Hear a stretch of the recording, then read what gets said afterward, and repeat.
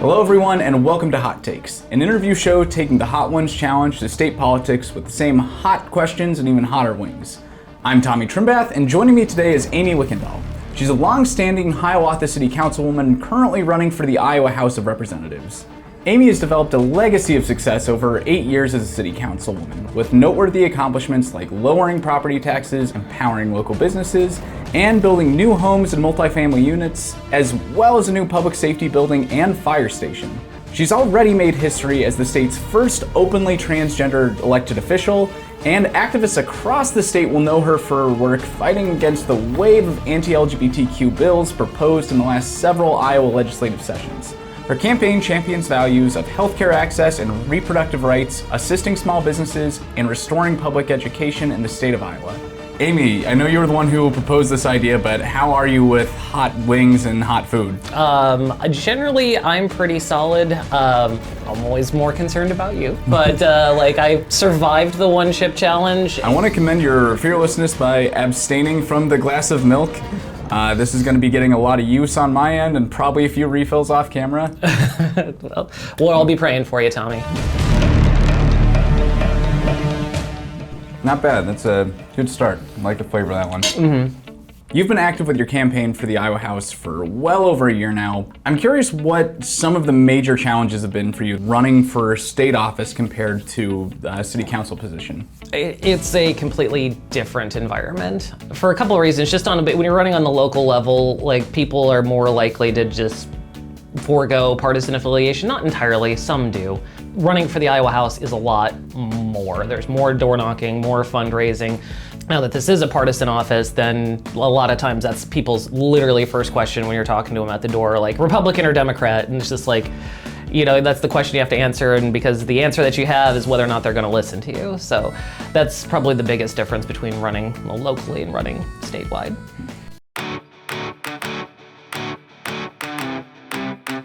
In my time attending political events with you, there's something I've always really appreciated is that you've never been afraid to rock out. Whether that's been belting David Bowie lyrics on the way to a protest, or cutting loose to Katy Perry or Chappell Roan after a speaking event. Can you tell us a bit about the role music plays for you in hyping yourself up before public speaking and letting off steam on the way home? Yeah, absolutely. I also, fun fact, danced with Sarah Corkery at the Labor Steak Fry here in July, which was a lot of fun. We had some live music and so we closed down that dancing.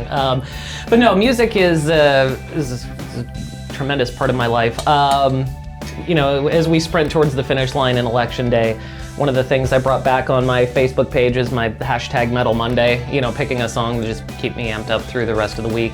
Going to actually see Judas Priest tonight, and so it's one of the loudest bands I've ever seen. I'm looking forward to seeing them again. But yeah, no, when I first kicked this whole thing off, I think it was Tamara Marcus, she asked me, she says, what's your mental health care plan? And I'm like, loud music, and a lot of it. I think it's always important to have a good, song to amp you up and a good way to, decompress at the end of the day, so. Did you have a foundational first favorite band for you growing up, or one that got you into metal? Oh my God, I was the original 80s rocker.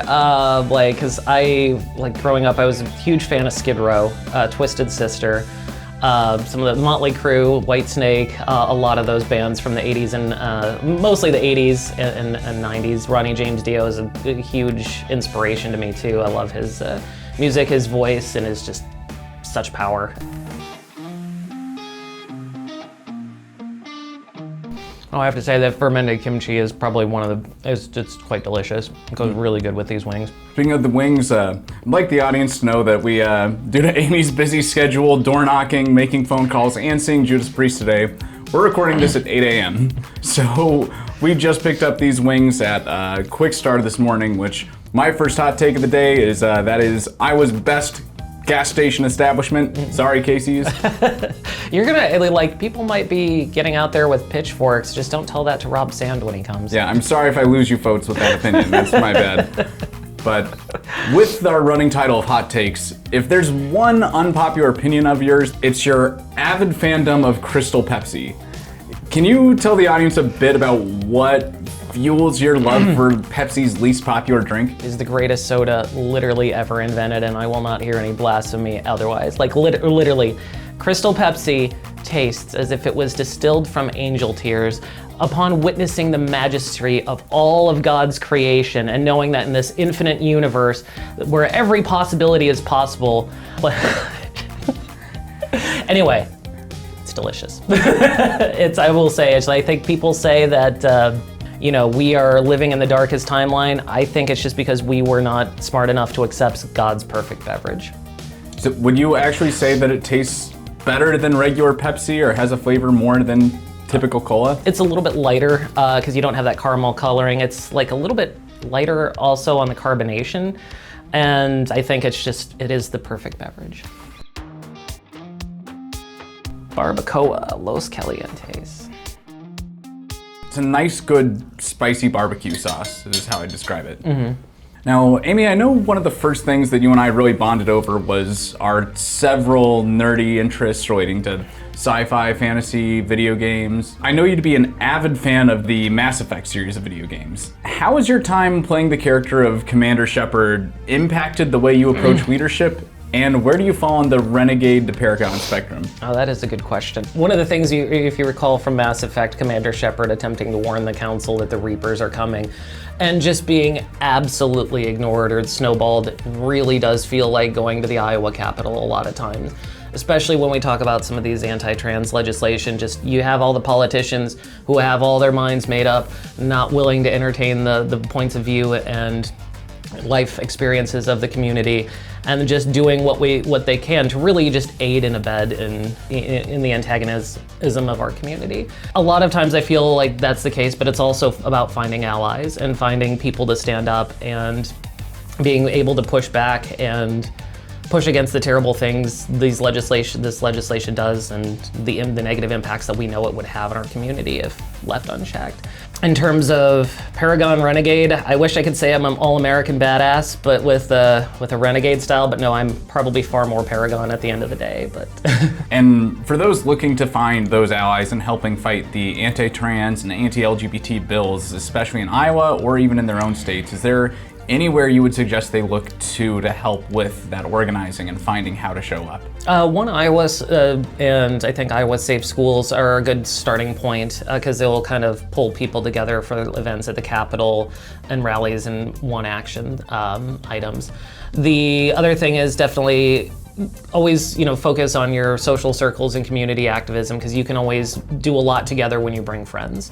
Looping those two things in together is a good place to get started. A lot of times, and a lot of both activism and in politics, it's a lot of networking and just meeting people and getting on the same page and doing what you can to advocate for yourself and advocate for truth and justice. Is it time to advocate for the next sauce? It is absolutely time to advocate for the next sauce.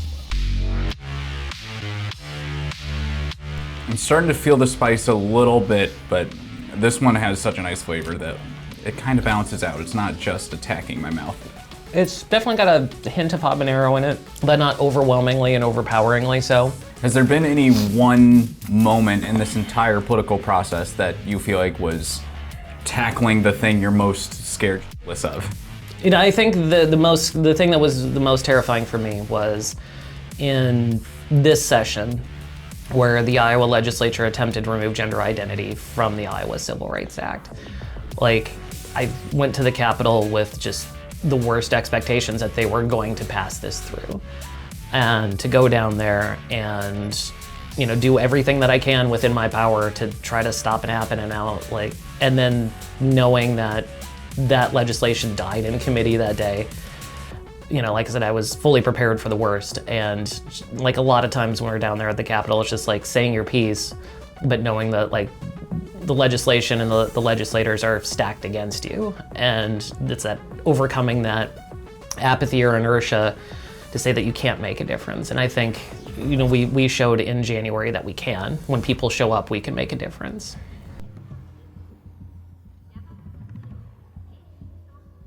This is the first one that's really lingering. Hoping it stays at this volume and doesn't escalate, but I think it might be sorely disappointed. We got 4 more to go. Yeah. All right, maybe this will make my tongue go numb. Oh, well. Your tongue is? Yeah, see? It's already working. Thanks, Onima.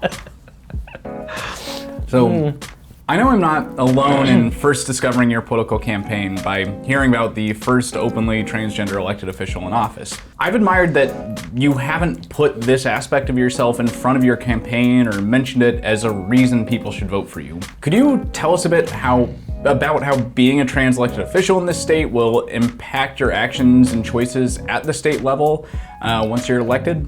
Absolutely. So at the end of the day, I believe that representation matters. You know, we were just talking about, Shipley and his legislation, and when they introduce this legislation and they try to ram it forward, they have to do so going into the room just like this, so they don't see all the real people that their lives are negatively affecting.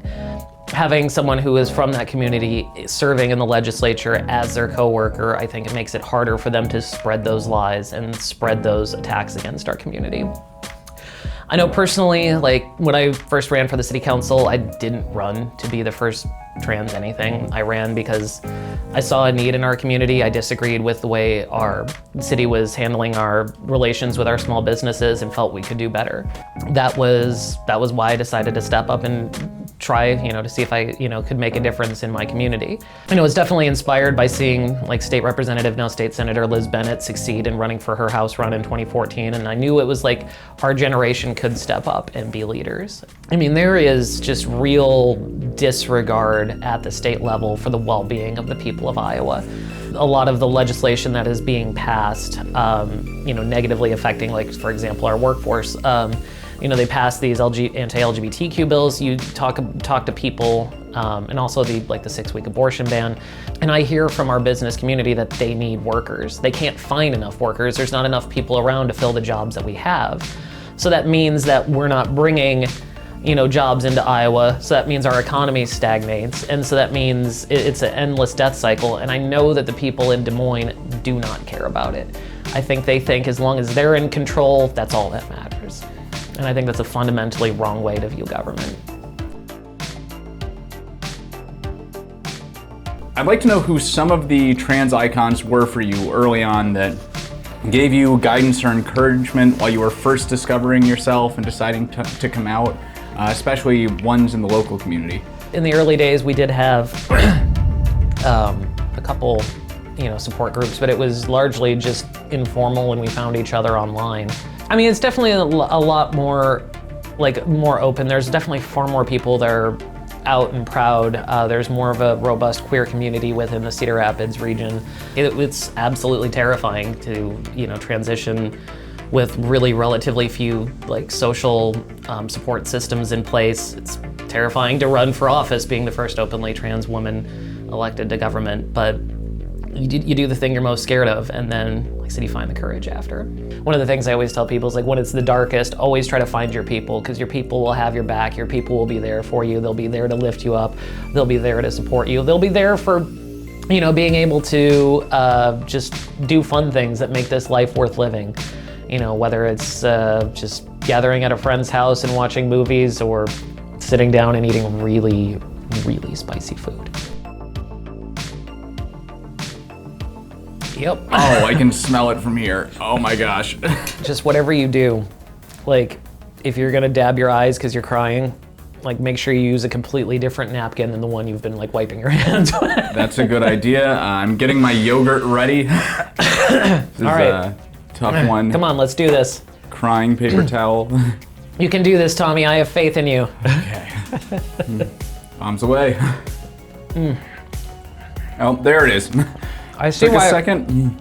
No, I see why this is the least favorite I've ever made, because it's like a habanero with broken glass, and you're eating it.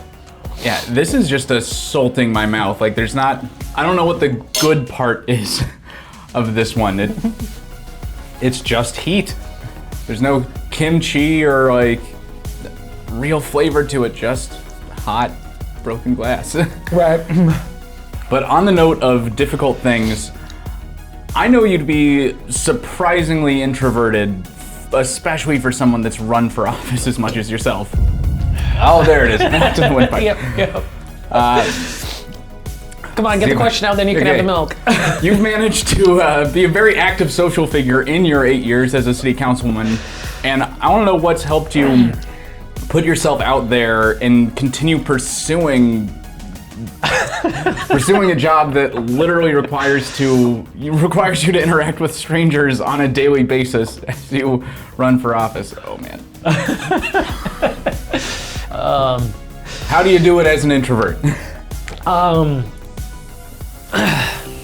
I try to make it fun, and I try as much as possible to do it, to interact and be there, have people along with me for the ride. Door knocking is infinitely more fun when you have somebody to go out door knocking with. It is always fun talking with people. Once you get over that initial introvert fear of like, oh my God, I'm going to somebody's house and I don't know who they are, and do they even want me here, and all this. A lot of times, like, the conversations and interactions are very pleasant.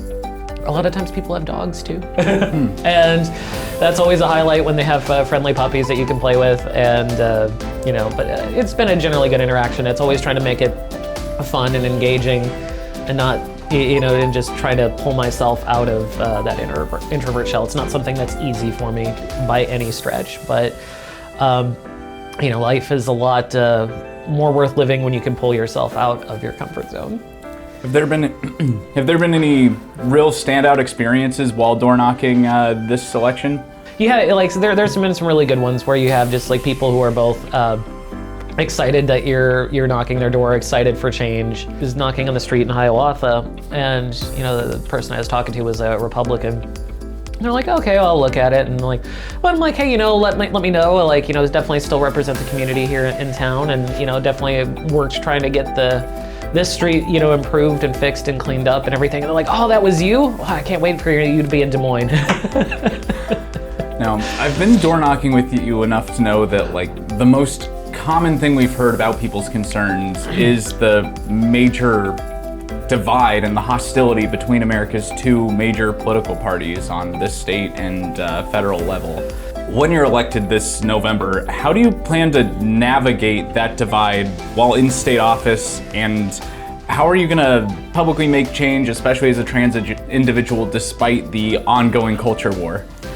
I am always a type of person, I'm a problem solver by nature. That's just who I am. I am there to get the work done and, deliver for our community, to make our community a better place to live. I remember talking with Zoe Zephyr prior to kicking all this off, and she mentioned, a year in her legislature. It's like, it's a weird dynamic. You'll be working with elected officials across the party on a completely unrelated bill one day, and then the next they'll be on the floor like demonizing you. I gather there's a sense that that's part of the thing, but like, I will always look for opportunities to better, to do what we can to better the lives of Iowans. And I will push back when they, absolutely try to pull these heinous bills. It is the one thing that I will miss most about local government, is that we all kind of hail from different political backgrounds: independents, Republicans, conservatives, myself, liberal, Democrat. We all work together because we were all on the same page. Like, we work together because we love the city of Hiawatha. We want to see it succeed. And when we had that, there was, we could accomplish great things. And that's still the core of my philosophy, where, I want to see, as most Americans do, this era of hyper-partisanship fall away, to start working on the things that we can do to improve the lives and the people in our country. Do you think your experience and time writing science fiction has at all impacted your ability to imagine a better future for the state? A little bit. One of my favorite sci-fi series is the Terminator series, and one of the things they say is, like, there's no fate but what we make for ourselves. And I think that's a little bit of an outlook in that we can choose our future. We can build a better future. We can make a better future. I refuse to give up and to say, refuse to give into cynicism that says we can't. I think we can have a better state of Iowa. I think we can have a better America than what we have now, and better than what our politics seems to tell us we can have. It's just a matter of people coming together to recognize that reality and invest in it.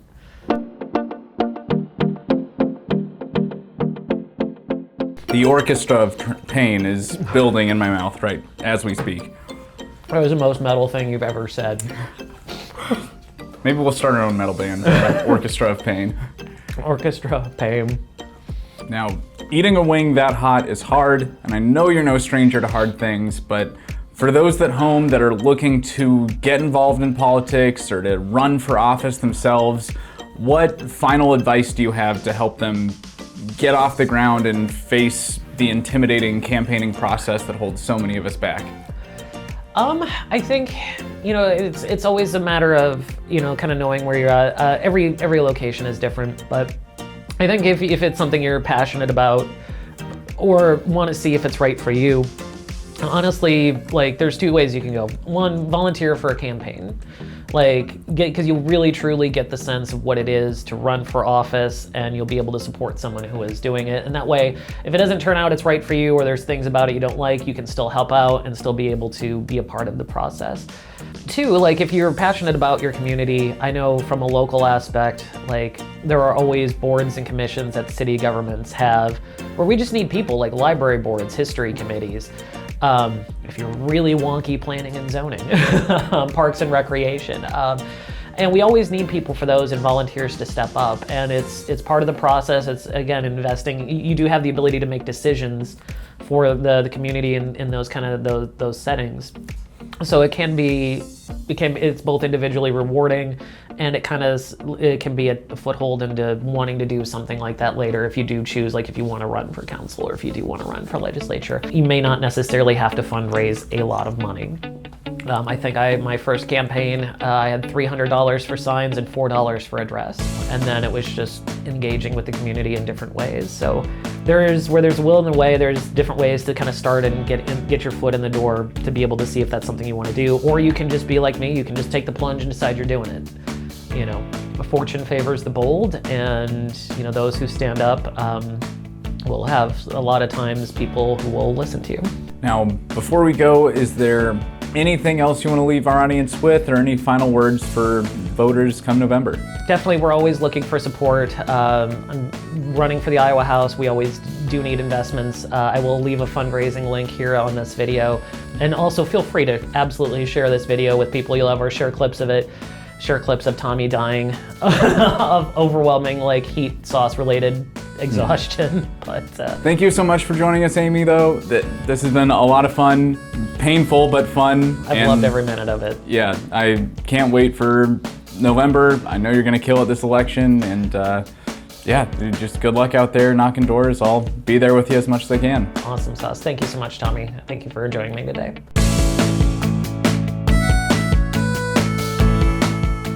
I don't got milk. Milk's got me today. The only time my mouth doesn't hurt is when milk is in it.